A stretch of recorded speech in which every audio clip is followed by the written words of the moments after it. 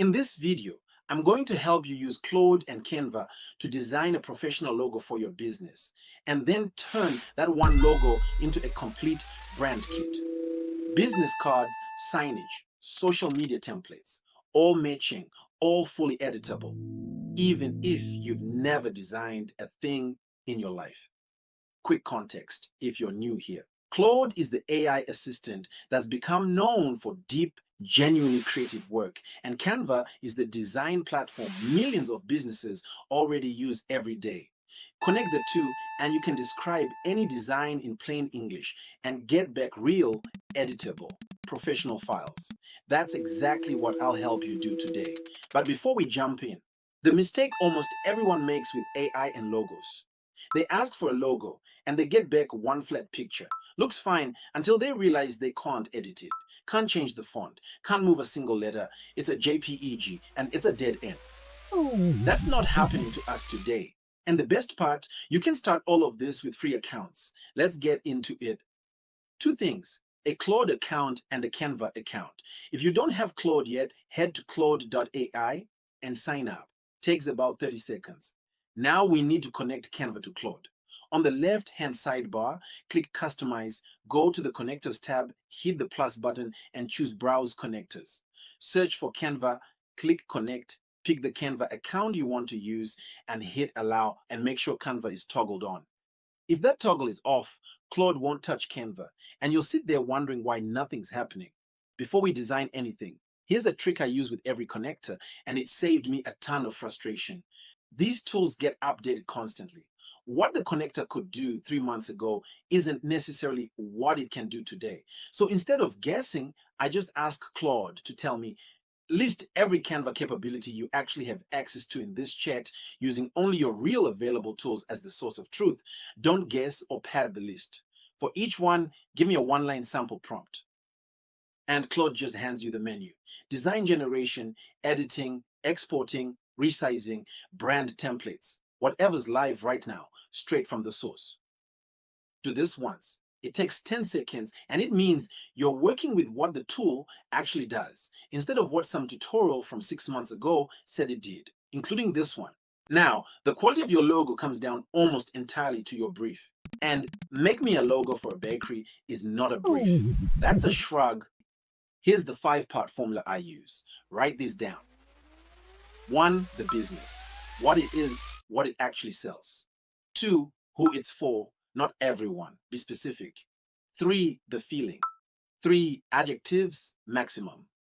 This is the one people skip, and it's the one that does the most work. 4, hard constraints. Colors you want, colors you don't, anything to avoid. 5, where it lives. A shop sign is a different problem from a tiny app icon. And then one more thing on top, which is the bit that separates an amateur prompt from a designer's prompt. If you just ask for 4 logo options, you get 4 versions of the same idea. Slightly different font, slightly different color. Real designers don't do that. They explore different types of mark, and there are 4 you should know. A wordmark, that's the full business name styled as the logo. Think of most fashion brands. A lettermark, just the initials. Clean, works tiny. A combination mark, an icon sitting next to the name. The most flexible option for small business, and an emblem or badge, where the text sits inside a shape. Big in coffee, craft, and food brands. For one of each, and suddenly you're not comparing 4 near identical options. You're comparing 4 genuinely different directions. That single change will do more for your output than any other tip in this video. So here's the full prompt. Using Canva, create 4 square logo concepts for a business called Flour and Flame. A small wood-fired bakery selling sourdough and pastries from a single shop front. Audience, locals in their 30s and 40s who care about craft and would rather buy one great loaf than a cheap one. Feeling, warm, honest, a little rustic, not corporate, not cutesy. Constraints. Earthy palette, no cartoon wheat, no generic chef hats. It needs to work on a shop window, a paper bag, and a small social avatar. Give me one concept in each of these styles: a word mark, a letter mark, a combination mark, and an emblem or badge. Explain the thinking behind each in one line. Notice there's no, please make it look amazing in there. Vague adjectives get vague designs. Every line in that prompt is a decision. So there they are. And this is the thing I want you to notice. These aren't images. Every one of these is a live Canva file sitting in your account right now. Let's go through them. Here's the word mark. And I like the letter spacing on this. It feels considered rather than default. The letter mark, the F, and the F, that's the one that'll survive being shrunk down to a profile picture. The combination mark here, and then the badge, which for a bakery is probably where I'd land. And Claude explains the reasoning under each one, which is genuinely useful. You can push back on it. If something's not landing, just say so in plain English. The badge concept is closest. Make the outer shape softer and less formal. Drop the tagline entirely and try a version where the flame element is suggested rather than literal. No re-explaining the whole brief. It remembers. That's the whole advantage of designing in a conversation. Now, let's take the one we want into Canva. Click open in Canva and it opens straight in the editor. And look, every layer is separate. Click the text, change the font. Click a shape, change the color. Nothing's baked in. The connector is excellent at type, layout, color, and composition. That's the design thinking, and that's the hard part. Where it's weaker is custom graphic assets. If you've got an existing icon or an illustration you want dropped in precisely, you're likely going to be doing that yourself in Canva. That's not a failure, that's just where the line currently sits. Uploads, drop it in, scale it, align it, done. Okay, here's where this stops being a logo tutorial and starts being a branding tutorial. A logo on its own is worth very little.